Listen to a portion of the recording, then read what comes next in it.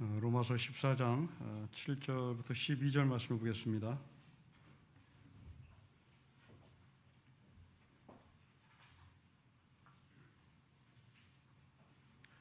(14장) 7절부터 12절 말씀을 우리 한 절씩 기도하겠습니다. 우리 중에 누구든지 자기를 위하여 사는 자가 없고 자기를 위하여 죽는 자도 없도다.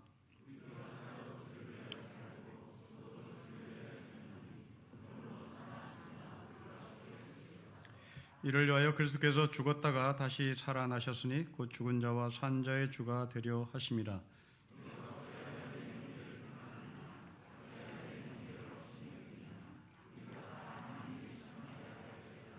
기록되었으되 주께서 이르시되 내가 살았노니 모든 무릎이 내게 꿇을 것이요 모든 혀가 하나님께 자백하리라 했느니라.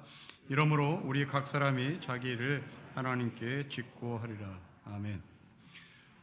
로마 교회 안에는 어떤 특정한 음식 그리고 특정한 날을 택하는 것이 문제가 되었습니다. 우리가 어떤 특정한 음식을 먹는 것, 우리가 특정한 날을 선택하는 것, 어떤 특정한 명당자리라고 땅을 택하는 것, 이런 것의 모든 목적은 결국 자기를 위함이고 멀리 나가봐야 자기 자식을 위함입니다. 내가 잘되고 내 자식이 잘되기 위해서 어떤 특정한 음식을 먹고 건강을 유지합니다. 그리고 내 자식을 위하여 택일합니다. 또한 장수무병하기 위하여 명당자리를 택하기를 원합니다. 명당자리가 있는지 없는지 모르겠으나 있다고 전제합시다.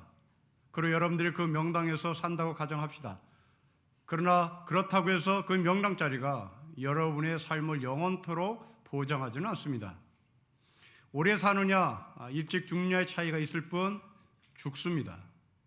어쩌면 우리는 특정한 음식을 먹는 것, 특정한 날을 택하는 것, 특정한 명당자리를 잡는 것은 잘 살기 위함과 동시에 또한 죽기 위해서 명당자리를 찾는 것이고, 죽기 위해서 특정한 날을 택하는 것이고, 죽기 위해서 특정한 음식을 먹는 것인지도 모릅니다. 오늘 본문은 이 사는 것과 죽는 것에 대해서 바울은 로마 교회 교인들에게 권면합니다. 여러분 7절 말씀 보십시오. 우리 같이 읽겠습니다. 시작.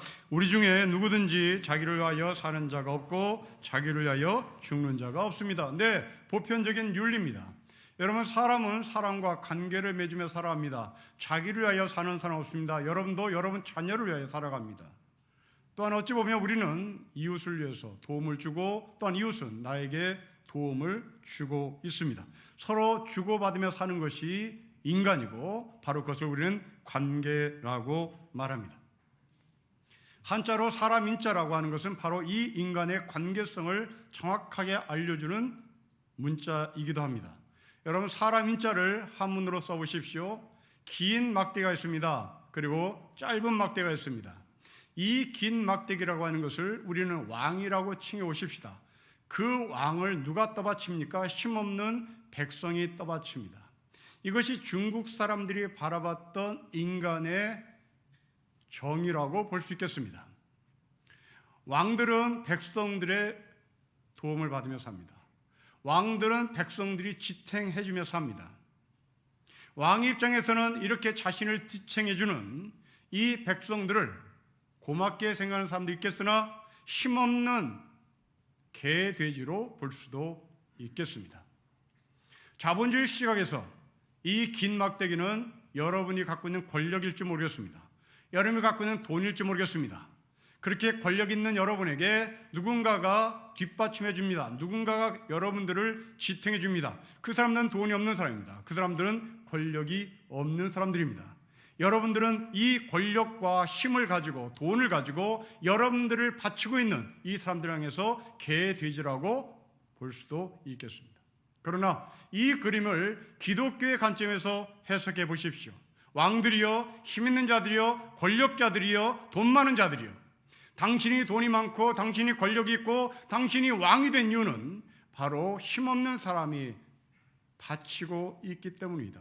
지금 당신은 힘없는 사람의 도움을 받고 있다는 것을 기억하라는 해석으로 볼 수 있겠습니다. 우리나라의 힘 있는 자들, 힘없는 사람에게서 서슴없이 개돼지라고 말하는 사람이 있습니다. 이것은 사람 인자를 그렇게 해석했기 때문입니다. 지금 대통령은 우리가 뽑은 사람입니다. 그 대통령은 우리에 의해서 지금 지탱되고 있습니다. 우리가 빠지면 대통령은 쓰러집니다. 우리가 빠지면 대통령은 그 자리에서 내려와야 합니다. 만일 이렇게 자기를 지탱해주는 국민을 무시한다면 그 사람은 쓰러질 수밖에 없고 하야할 수밖에 없고 탄핵을 당할 수밖에 없습니다. 사람은 이렇게 서로 관계를 맺습니다. 그러나 이 관계를 맺을 때 개, 돼지의 관점에서 사람을 볼 것이 아니라 개, 돼지 같은 사람이 바로 나를 지탱해주고 있음을 우리는 기억하며 그들을 결코 개, 돼지로 표현한 것이 아니라 나의 나됨을 보여주는 소중한 사람인 것을 기억하셔야 합니다.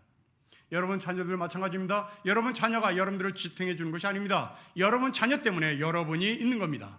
그래서 여러분들이 기쁨이 있는 것이고 여러분들이 웃음이 있는 것이고 여러분들의 삶에 보람이 있는 것입니다. 여러분 자녀들은 결코 개, 돼지가 아닙니다. 여러분 자녀들이 여러분들을 뒷받침해 주고 있기 때문에 여러분들을 떠받치고 있기 때문에 여러분들은 비로소 부모라는 자격이 주어지는 것이고 부모의 의미를 찾는 것입니다. 이것이 보편적인 인간의 관계입니다. 그러나 이 관계를 뛰어넘은 또 하나의 관계가 있음을 바울은 우리에게 말합니다. 여러분 8절 보십시오. 우리 8절을 같이 읽겠습니다. 시작. 우리가 살아도 주를 위하여 살고 죽어도 주를 위하여 죽나니 그러므로 사나 죽으나 우리가 주의 것입니다. 관계가 또 하나 있습니다. 주님과의 관계입니다. 사람과 사람의 관계뿐만이 아니라 하나님과 우리 사이의 관계를 맺는 겁니다. 로마교회 교인들에게 바울은 말합니다. 우리가 사는 것 자식을 위해서 사는 것이 아니다. 이웃을 위해서 사는 것이 아니다. 주를 위해서 사는 것이다. 우리가 죽는 것 나의 자식을 위해서 죽는 것이 아니라 바로 주님을 위해서 죽는 것입니다. 우리가 사는 목표, 우리가 사는 목적 바로 주를 위함입니다. 금요일 새벽기도 시간에 우리는 고린도 후서 5장을 묵상했습니다. 바울은 거기서 탄식한다고 기록합니다. 이 탄식했다는 말은 지금 상황이 안 좋다는 말입니다. 굉장히 고통스러운 현실에 처했다는 얘기입니다. 이때 바울이 기도합니다. 이 탄식의 자리를 벗어나게 해 주십시오라고 기도하지 않습니다. 이 탄식의 자리에 내가 해방되기를 원합니다 기도하지 않습니다. 바울은 기도하기를 하늘부터 오는 우리 처소를 덧입기를 간절히 사모한다고 얘기합니다. 덧입기를 간절히 사모한다고 말씀합니다. 여러분, 힘든 상황에 처했던 바울이 제발 죽게 해주세요. 제발 내일 아침에 눈 뜨지 않게 해주세요. 이 지긋지긋한 삶을 그만 살게 해주세요. 그렇게 말해야 하는 것이 옳습니다. 이게 탄식했던 바울의 현실입니다. 내일 아침에 해가 뜨는 것을 보지 않았으면 좋겠습니다. 내일 아침에 내 남편을 보지 않았으면 좋겠습니다. 내일 아침에 나는 지긋지긋한 회사의 상급자를 보지 않았으면 좋겠습니다. 그냥 이대로 눈 감고 끝났으면 좋겠습니다. 이게 탄식하는 바울의 현실이었습니다. 그러나 바울은 우리의 생각과는 다른 기도를 합니다. 하늘의 처소를 덧입기를 간절히 사모한다고 말씀합니다. 여러분, 바울은 고생한 사람입니다. 바울은 신체적으로도 내세울 만한 것이 하나도 없었습니다. 사람들부터 무시를 당한 사람입니다. 덧입기보다는 빨리 벗어나기를 소망할 수밖에 없던 사람입니다. 2000년 전 로마교회 교인들 덧입기를 바라는 사람이었을까요? 빨리 그 상황을 벗어나기를 소망했던 사람들일까요? 여러분, 로마라는 도시는 거대 도시입니다. 이 거대 도시에 먹고 살기 위하여 보따리 하나 들고 로마로 들어왔던 사람들입니다. 다시 말하면 로마교회 교인들은 대부분이 도시 빈민이었다는 말입니다. 이 거대한 제국 수도 로마 호락호락하지 않습니다. 도시 빈민들이 하루하루 먹고 살기가 보통 어려운 도시가 아닙니다. 그렇다면 이 로마 교회는 도대체 로마라는 도시 어디에 위치했을까가 궁금합니다. 그렇습니다. 분명히 도시 빈민들이 살고 있는 곳에 모였을 것입니다. 그 도시 빈민들이 살고 있었던 곳은 성문 밖입니다. 우리나라로 얘기하면 서울역 자리점 되겠습니다. 서울역은 남대문 밖입니다. 로마 교회는 그렇게 남대문 밖, 서울역 어디쯤에 자리 잡고 있었을지도 모릅니다. 어릴 적 서울역 앞에 대우빌딩 자리, 그 자리는 사창가의 자리였습니다. 소위 양동이라고 불렸습니다. 왜 그 자리에 사창가가 발전했을까요? 서울역에서 보따리 들고 막 내린 젊은 여성들을 타겟으로 인신매매를 했고, 그들을 끄집어갔고, 그들을 팔아넘겼고, 그들을 팔아넘기기 위하여 호시탐탐 젊은 여성들을 눈여겨보는 포주들, 업계들이 있었습니다. 로마교는 바로 그런 자리에 있었을 겁니다. 로마에서 도시 빈민으로 살길 원하여 보따리 하나 들고 그래도 새끼 밥이라도 먹겠다고 로마로 들어온 사람들, 바로 그들이 공동체를 이루면서 살았습니다. 이런 배경을 들고 여러분 8절 말씀을 다시 읽어보십시오. 우리 같이 읽겠습니다. 시작. 우리가 살아도 주를 위하여 살고 죽어도 주를 위하여 죽나니 그러므로 사나 죽으나 우리가 주의 것입니다. 여러분, 대우빌딩 자리에 팔아 넘김을 받은 젊은 여성들, 그들은 내일 아침 죽었으면 좋겠습니다. 도시 빈민들 내일 아침이 없었으면 좋겠습니다. 그러나 바울은 말합니다. 죽지 마세요. 당신을 위해서 죽지 마세요. 당신을 위해서 살지도 마세요. 주를 위해서 살고 주를 위해서 죽어야 합니다. 여러분, 고단한 인생살이임에도 불구하고 빨리 이 장막이 벗어지기를 원하십니까? 아니면 바울이 말씀하신 것처럼 탄식하는 가운데 하늘의 처소를 덧입기를 원하십니까? 여러분, 일찍 자신의 삶을 마감하는 사람은 어찌 보면 자기를 위하여 죽는 사람일지도 모르겠습니다. 처자식을 남겨놓고 자기 혼자 죽으면 그것은 처자식을 위한 죽음이 아니라 자기를 위한 죽음인 거죠. 여러분, 삼손을 보십시오. 삼손은 머리카락에서 힘이 나왔던 사람입니다. 머리카락에서 힘이 났던 삼손은 자기를 위하여 그 머리카락으로 능력을 행사했습니다. 자신의 머리카락으로 능력을 행사했던 삼손은 한 번도 하나님을 찾아본 적이 없습니다. 그런데 어느 날 갑자기 이 삼손이 머리카락이 잘립니다. 그리고 눈이 멉니다. 이 눈이 멀고 머리카락이 잘렸던 삼손이 그때 하나님을 찾기 시작합니다. 삼손이 하나님을 찾는 말씀은 주 하나님, 나를 기억하여 주시기를 간절히 바랍니다. 하나님, 이번 한 번만 힘 주시기를 간절히 바랍니다. 나의 두 눈을 뽑은 블레셋 사람들에게 단번에 원수를 갚게 하여 주십시오. 여러분, 삼손은 장수입니다. 학자가 아닙니다. 사몬이 아닙니다. 무사입니다. 군인입니다. 장수입니다. 눈이 멀었습니다. 인생 끝난 겁니다. 사무직이어야 점자판으로 사물을 보지요. 학자라면 점자판으로 글을 읽을 수는 있겠습니다. 그러나 삼손은 학자가 아니라 무사입니다. 무사는 눈을 떠야 하는 겁니다. 그러나 삼손은 눈이 멀었습니다. 죽어야 하는 겁니다. 스스로 자살한 것이 맞습니다. 아무 힘이 없는 사람입니다. 그러나 삼손은 그때 하나님을 찾습니다. 한 번만 기회를 주십시오.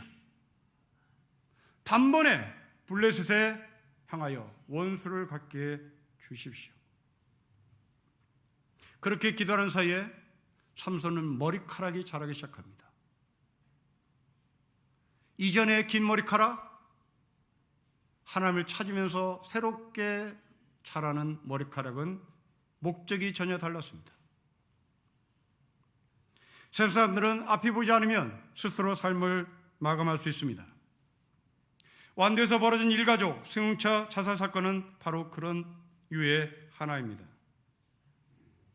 그러나 하나님의 사람들은 앞이 보이지 않을 때 바닷속에 빠지지 않습니다. 하나님을 찾습니다. 삼손은 보지 못하는 자리에서 하나님을 경험합니다. 자신이 당한 수모를 단번에 청산하시는 하나님의 손길로 들어옵니다.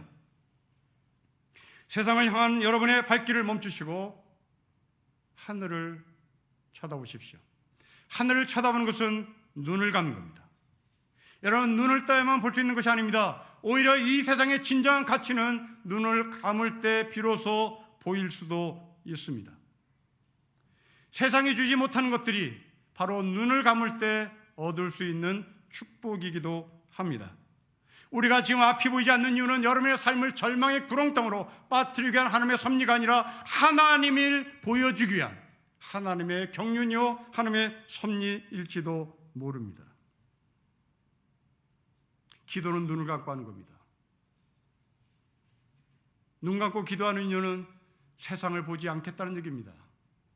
하나님을 찾겠다는 얘기고 하나님의 얼굴을 보고 싶은 것입니다. 삼손은 머리 길 때 자신을 위해서 살았습니다.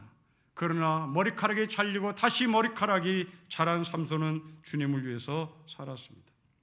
여러분, 자신을 위해서 죽지 마십시오. 자신을 위해서 순교하지 마십시오. 종교란 이름으로 죽지 마십시오. 순교란 이름으로 여러분이 유혹할 때 단호히 거부하십시오. 종교의 이름으로도 죽지 마십시오. 자기 믿음으로도 죽지 마십시오. 여러분들은 죽을 권리 없습니다. 여러분들 스스로 삶을 마감할 권리 없습니다. 주님을 위해서 살아야 합니다. 또한 주님을 위해서 죽어야 합니다. 왜 내가 내 몸에 통치가 없습니까? 왜 내가 내 몸을 마음대로 할 수가 없습니까? 그 이유가 무엇입니까? 성경은 이렇게 얘기합니다. 여러분 8절 말씀 보십시오. 우리 8절의 맨 끝에 말씀 보십시오. 우리가 주의 것입니다. 주님의 사람이라고 말하지 않습니다. 바울은 아주 쌍스럽게 얘기합니다. 주의 것이라고 얘기합니다. 여러분 2000년에 이 말씀을 듣던 로마교회 교인들은 로마의 비주류의 삶이었습니다. 도시 빈민들이었습니다. 이 도시 빈민들에게 바울은 말합니다. 니들은 주의 것이라고. 굉장히 기분 나빴을지 모르겠습니다. 지금 우리가 이 말을 들으면 우리는 굉장히 기분 나쁘다고 말할 것이고 제가 이렇게 설교하면 여러분들은 우리 교회를 떠날지도 모르겠습니다. 그러나 저는 그렇게 생각하지 않습니다. 이 8절의 말씀을 듣고 당시 도시 빈민이었던 로마교회 교인들은 쌍수를 들고 환영했을 것입니다. 저는 이 주의 것을 주의 것으로 읽지 않습니다. 정규직으로 읽습니다. 주님의 정규직입니다. 해고가 없습니다. 해고를 절대 하지 않습니다. 주님의 소유이기 때문에 그렇습니다. 성도 여러분, 여러분들이 주님의 것이라는 것은 어떤 의미를 말합니까? 그렇습니다. 주님의 재산입니다. 여러분, 재산은 절대 포기하지 않습니다. 여러분들의 재산을 포기할 사람 없습니다. 그것이 것입니다. 우리가 주님의 것입니다. 하나님이 절대 우리를 버리지 않습니다. 우리는 하나님의 재산이기 때문에 그렇습니다. 베드로 사도 당시 아시아에 흩어져 살고 있는 성도들에게 말합니다. 너희 염려를 다 주께 맡겨라. 그리고 하나님께서 너희를 돌보실 것이라 말합니다. 여기서 이 아시아는 지금의 터키 지방을 말합니다. 당시 이 터키 지방 2000년 전에 기독교 인구는 약 8만 명에 불과했습니다. 총 인구 850만 명 중에 8만 명이 기독교라면 1%가 채 안 되는 비주류의 사람들이었습니다. 이 비주류의 사람들이었기에 도시 빈민들이었기에 결국 이들은 염려할 수밖에 없었습니다. 여기서 말하는 이 염려는 갈기갈기 찢겨진 상태를 말합니다. 견디기가 굉장히 고통스럽단 말입니다. 포기할 수밖에 없습니다. 그러나 베드로 사도는 말합니다. 주께 맡기라고. 너희는 하나님의 재산이라고. 너희는 주님의 것이라고. 하나님의 정규직이라고. 하나님의 책임지시는 하늘의 백성이라고 말합니다. 그리고 우리는 내일 아침 또다시 하나님의 것이 되어서 도시 빈민으로서 로마의 심장부를 향하여 걸어가야 되는 겁니다. 우리가 도시 빈민으로서 서울의 심장부로 나가야 되는 겁니다. 괴테는 말합니다. 바다로 출항한 것에는 위험이 뒤따른다. 그러나 출항하지 않으면 기회조차 없다는 말합니다. 이 괴테 말을 빌려서 설교의 황태자 불렸던 스펄전은 이렇게 해석합니다. 배는 항구에 있을 때 가장 안전하다. 그러나 그것이 배의 존재 이유는 아니다. 그렇습니다. 배가 존재하는 이유는 항구에 있는 것이 아닙니다. 배가 존재하는 이유는 바다로 나가야 하는 겁니다. 우리는 꿈이라는 단어를 자주 씁니다. 여러분, 꿈은 항구에 남아있을 때 그 꿈은 절대로 이루어지지 않습니다. 그 꿈을 배에 싣고 바다로 나가야 합니다. 그 바다에서 사투를 벌여야 합니다. 그 바다에서 여러분들의 꿈, 그 꿈 위에 여러분의 땀이 배어야 합니다. 그 땀이 벨 때 비로소 여러분들의 꿈은 현실로 다가오는 겁니다. 물론 세상은 위험합니다. 세상은 바다입니다. 굉장히 위험합니다. 그러나 그 세상, 그 바다라 위험하다고 여기는 바로 그곳은 하나님께서 창조하신 소망의 땅이기도 하고 소망의 바다이기도 합니다. 절망 옆에는 반드시 하나님께서 창조하신 소망이 있습니다. 해밍웨이의 노인과 바다를 여러분 기억해 보십시오. 여러분, 그 노인은 항구에 앉아서 커피를 마시지 않았습니다. 항구에 앉아서 바다를 관조하지 않았습니다. 노인입니다. 노인은 항구에 앉아서 바다를 관조해야 합니다. 노인입니다. 노인은 항구에 앉아서 커피를 마시고 있어야 되는 겁니다. 그러나 이 노인이 청상아를 잡기 위하여 배를 탑니다. 잡았습니다. 그러나 사투를 벌이며 바다와 싸웠던 노인은 청상아의 뼈다귀만 안고 항구로 들어옵니다. 세상 사람들은 그 노인을 실패했다고 말하겠으나 노인과 바다를 이기는 우리는 가슴이 벅찹니다. 노인이 이랬는데, 노인이 이렇게 빈 뼈다귀를 들고 항구로 왔다는데 나라가 못할 수냐? 노인을 실패로 본 것이 아니라 노인은 우리에게 도전을 주는 시각으로 그 책을 읽습니다. 성도 여러분, 여러분들이 바다에 나가서 빈 뼈다귀를 들고 온다 할지라도 하나님은 여러분을 항구에 도착하게 하신다고 로마교회 교인들에게 바울을 통하여 말씀합니다. 믿음이 강한 자는 이렇게 바다로 나가는 겁니다. 그러나 우리 중에는 바다에 나가고 싶어도 나가고 싶지 못한, 나갈 수 없는 사람들이 있습니다. 우리는 바울이 이 사람들을 어떻게 처리하는지, 어떻게 대하는지가 궁금합니다. 여러분 9절과 10절을 보십시오. 우리 같이 읽겠습니다. 시작. 이를 위하여 그리스도께서 죽었다가 다시 살아나셨으니 곧 죽은 자와 산 자의 주가 되려 하심이라. 너가 어찌하여 너의 형제를 비판하느냐? 어찌하여 너의 형제를 없인 여기느냐? 우리가 다 하나님의 심판대 앞에 서리라고 얘기합니다. 비판했습니다. 나가지 못한 사람, 바다에 나가지 못한 사람, 그들을 로마 교회 교인들은 비판했습니다. 그러나 바울은 말합니다. 여러분 9절 말씀을 다시 보십시오. 그 비판 당하는 사람을 위하여 주님께서 죽었습니다. 주님께서 죽은 목적이 있습니다. 9절 맨 끝을 보십시오. 사도 바울은 산 자를 앞에 내세우지 않습니다. 죽은 자를 먼저 앞세우고 산 자가 뒤따릅니다. 로마 교회 교인들 가운데 누군가가 자살했다는 얘기입니다. 완도의 일가족이 빠져 죽었다는 얘기입니다. 로마교회 교인들은 바로 그 죽은 자를 향하여 손가락질했습니다. 그러나 바울은 그들을 먼저 앞세웁니다. 연약한 사람의 편에 서신 하나님이라는 메시지를 전달하는 겁니다. 프란체스코 로마 교황이 권면한 글을 여러분들에게 읽어드립니다. 추운 밤 거리의 노숙자를 만났을 때 사람들은 그들을 골칫거리라고 말한다. 게으름뱅이라고 말한다. 길을 막는 걸림돌이라고 말한다. 양심을 찌르는 가시 같은 존재라고 말한다. 정치인이 풀어야 할 과제라고 말한다. 심지어 공공장소를 어지럽히는 쓰레기라고 본다. 그러나 우리는 믿음과 사랑으로 그에게 응대할 수 있다. 나아가 그 사람을 자신과 똑같은 존엄한 인간, 아버지께 무한한 사랑을 받는 피조물, 하나님의 모상, 예수 그리스도의 구원받은 형제 자매로 여길 수 있다. 그리스도인이 된다는 것은 두 번째 사람이 되는 것이다. 인간 존엄에 대한 생생한 인식 없이 어떻게 성화를 이해할 수 있겠습니까?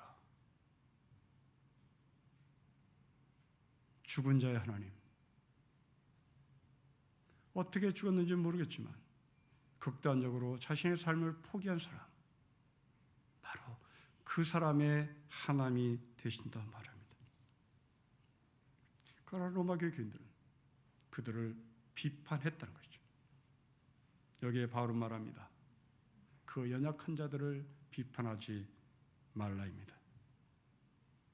여러분, 우리 교회 교인 가운데는 이렇게 비판을 당할 수밖에 없는 연약한 사람이 있을지도 모르겠습니다. 우리 교회는 많은 직분자들이 계십니다. 겉으로는 모두 다 흠모받을 만한 장로요, 권사요, 집사입니다. 처음에는 잘할 것이라고 자신합니다. 그리고 열심히 장로 생활합니다. 열심히 권사 생활합니다. 헌신적입니다. 그러나 얼마 지나지 않아서 점점 뒤로 물러납니다. 왜 그러냐고 물으면 내 처지가 그렇다는 것이죠.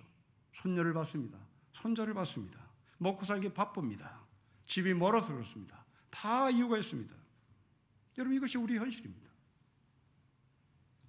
우리가 지도자를 세움받는다고 해서, 장로가 된다고 해서 여러분의 삶이 순적하게 열리는 것은 아닙니다. 손자가 태어난 것이 아닙니다. 손자가 태어납니다. 그리고 먹고 살기가 급할 수도 있습니다. 이럴 때 우리는 어떻게 합니까? 네, 방법 없습니다. 그냥 멈추십시오. 풍랑 만난 겁니다. 풍랑 만났으니 잠깐 고개 숙이는 겁니다. 그렇다고 해서 여러분들의 구원은 흔들리지 않습니다. 죽은 자나 산 자의 하나님, 예수 그리스도 터 위에 서 있는 우리를 향하여 죽었다고 내팽개치지 않습니다. 고개 숙였다고 우리를 책망하지 않습니다. 우리의 기초는 우리의 열심이 아니라 예수 그리스도에 있기 때문입니다. 이번 주 교회학교가 성경학교를 진행하고 있습니다. 3년 만에 열리는 행사입니다. 뜻깊은 행사입니다. 더운 여름철에도 불구하고 여러 선생님들이 그 아이들을 향한 헌신과 봉사가 정말 감격스럽습니다. 그 바쁜 시간을 쪼개서 아이들을 섬깁니다. 믿음이 강한 사람들이죠. 그러나 우리 가운데는 하고 싶어도 못하는 상황에 처한 분들이 계십니다. 아무 문제 되지 않습니다. 여러분, 전혀 갈등할 필요 없습니다. 여러분의 현실이 때문에 그렇습니다. 우리가 드리는 헌금도 마찬가지입니다. 여러분, 시중에 돈이 많이 풀렸습니다. 물가는 고공행진을 하고 있습니다. IMF 때보다 더 심각한 경제 상황이 밀려들 것이라고 경제학자들은 예측하고 있습니다. 이 가운데 우리는 이중적 세금을 안고 가야 합니다. 나라에 내는 세금과 함께 교회, 소위 종교세를 내야 합니다. 헌금을 드려야 합니다. 헌금 드리기가 굉장히 어려울 것입니다. 만일 여러분 가운데 경제사정으로 헌금하기가 어렵다면 하지 마십시오. 잠깐 멈추십시오. 형편이 어려우면 절대 헌금하지 마십시오. 상황과 여건이 나아지면 하십시오. 불경기라는 풍랑을 만났으니 잠깐 고개를 숙여도 됩니다. 먼저 여러분 자녀들 먹이십시오. 먼저 자녀들 학원 보내십시오. 자녀들 먹여야 공부합니다. 자녀들 먹이지 않고 그 돈을 헌금했다고 해서 하나님께서 여러분 자녀들에게 영양 공급하지 않습니다. 영양 공급은 잘 먹어야 합니다. 잘 먹여야 합니다. 학원 보내야 공부합니다. 학원 보내지 않으면 점수 따라붙지 못합니다. 학원 보낼 돈 헌금하지 마십시오. 아이들 먹일 돈 헌금하지 마십시오. 기독교인들은 신앙을 현실 가운데 뿌리를 받고 살아가는 사람인 것을 놓치지 마십시오. 우리 눈에 예배가 그토록 소중히 여긴다면 그 소중히 여긴 예배를 상황과 여건 때문에 하지 못하는 사람에게서 손가락질할 하등의 이유가 없습니다. 그러나 기억하십시오. 여러분 10절 말씀을 보십시다. 우리 같이 읽겠습니다. 시작. 너가 어찌하여 너의 형제를 비판하느냐? 어찌하여 너의 형제를 업신여기느냐? 우리가 다 하나님 앞에 심판대에 섭니다. 하나님은 눈을 감고 심판하신 분이 아닙니다. 하나님의 판결에는 집행유예도 없습니다. 하나님의 심판에는 보석도 없습니다. 정무감각으로 내리지도 않습니다. 뇌물도 통하지 않습니다. 하나님 앞에서는 감춘 것이 드러납니다. 그러기에 이 지상에서의 삶을 무시하거나 이 지상의 삶을 포기하는 것이 아니라 하나님 앞에서 자신의 삶을 책임지는 삶으로 드러나야 합니다. 어떤 학생이 학교 말고사 답안지에 기독교에 대해서 어떻게 생각하는 저의 질문에 이렇게 답을 했습니다. 내가 생각하는 신이라는 존재는 생각을 멈춘 사람들이 믿는 존재라고 생각한다. 왜냐하면 믿는다는 사람을 보면 자기 스스로 고민을 하지 않기로 작정한 사람처럼 보인다. 세상이 바라보는 믿음을 가진 성도들을 향한 자기 주관의 생각입니다. 신을 믿는 사람들은 자신의 생각을 멈춘 사람들처럼 보인다. 믿는다는 것은 자기 스스로 고민을 하지 않기로 작정한 사람인 것 같다.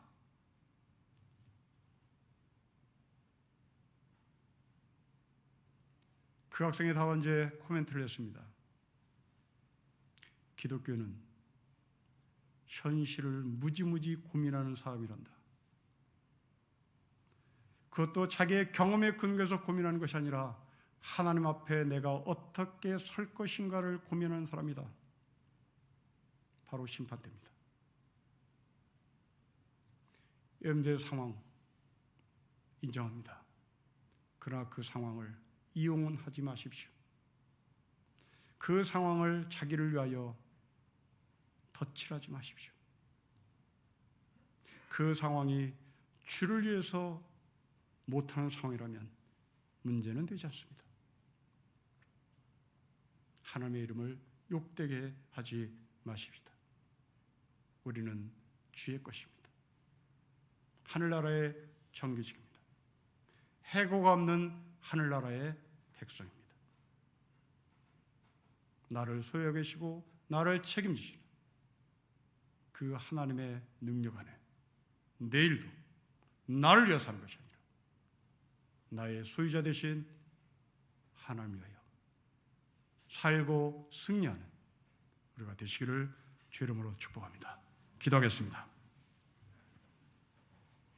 먹는 것, 입는 것, 사는 것, 그 이유가 무엇인지 물으며 살게 하시고 그 물음이 하나님 앞에 물음이 되게 하시고 그 물음의 자리의 끝에 심판대에 선다는 사실을 기억하며 끊임없이 주님과 대화하며 승리하는 하루가 되게 하시고 영원히 되게 하옵소서. 주 예수 그리스도의 이름으로 기도합니다. 아멘.